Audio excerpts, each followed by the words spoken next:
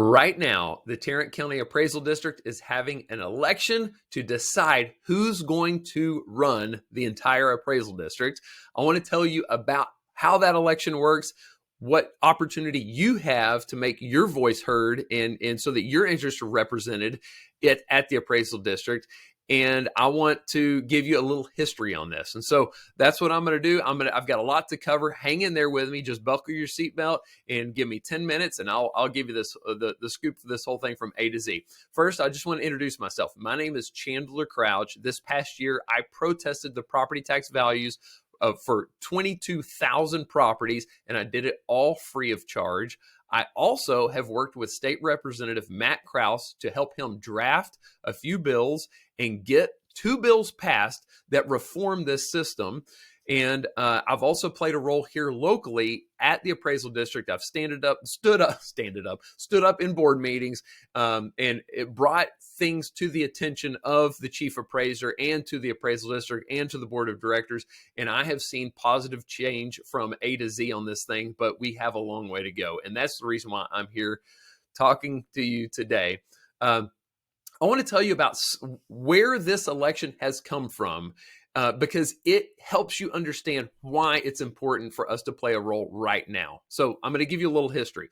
First, you need to know this is an election that happens every 2 years. It's the election to decide who's going to be elected into the board of directors position at the appraisal district. There are 5 seats, and all 5 come up for re-election every 2 years. This year, we have several candidates that have put their name in the hat. But the last time this election happened, the rules were completely different. And I need to explain this a little bit because it's very relevant to what's going on today. So first, let me just explain.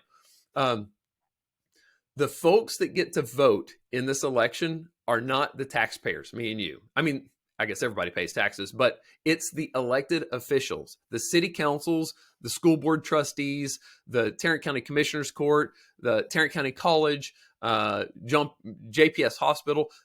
Let's see, folks that collect or folks that receive property tax money from your property tax bill, those are the ones that get to vote in this election. It's kind of weird to me how the same people that set your tax rate also vote in to decide who's going to run the organization that determines your tax value. That seems like a problem, but I kind of also understand why it is the way it is. Anyway, I'm not going to pick that fight today.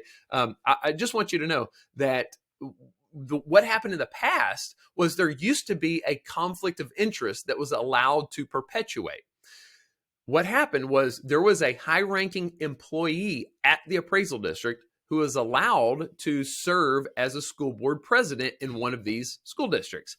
Well, this is a problem because the school board would nominate all of the sitting board members at the appraisal district, and then the school board would then vote for those candidates. Well, so it's weird to have a school board president who's also an employee that gets to vote on the folks that are, in charge of their organization. It was messed up. So I worked with State Representative Matt Krause and helped draft a bill that was passed. I went down to Austin and testified the whole 9 yards, and we got that bill passed. And it eliminated that conflict of interest. And so the person that did this, he resigned the day that bill became effective. And so he never broke the law. I didn't do anything illegal. And so I just want to mention that that's part of the history of this thing. People have taken great lengths to make sure that the board of directors seats don't change. The other thing that's happened in this is that the taxing entities have all kind of the largest taxing entities have all kind of worked together to make sure that they get to select who gets on this board. And the way they would do that is by manipulating the timing of when those votes are cast. They would wait until all the votes are cast, basically, and then talk to each other to figure out which candidates of their choice needed additional votes, and then they would work to make sure that the candidates they wanted were voted on this board. Well, that stunk to high heaven, and so brought that to Representative Krause's attention, and again, he wrote a bill that closed that loophole. And so he's done a tremendous amount. He's never going to get credit for this stuff because in order to get those bills passed, he had to give up getting credit on those. And so that's the reason why I'm making it a point to give him credit. This is not a bipartisan political thing to toot his own horn. This is something that he was just trying to do what he could to help. And so There you go. Credit where credit's due. Now, here's what's happened. This year is the first year where we don't have that conflict of interest, and the larger taxing units were kind of handcuffed to make sure that they were voting earlier on in the timing block so it would close that window. So now we are inside the voting period. And a lot of the smaller taxing entities haven't placed their votes yet. And so this is the opportunity that we have. And this is why I'm coming to you today. What I've done is I've interviewed several of the candidates that are running. And I also, just so you know, the candidates that did not take me up on an interview, they now have the ability to schedule an interview with me anytime. I gave them a link to my calendar where they can schedule on my calendar at any time to have an interview, and I'll do it over the phone. I'll do it through screen share, whatever, however I can make it convenient for them.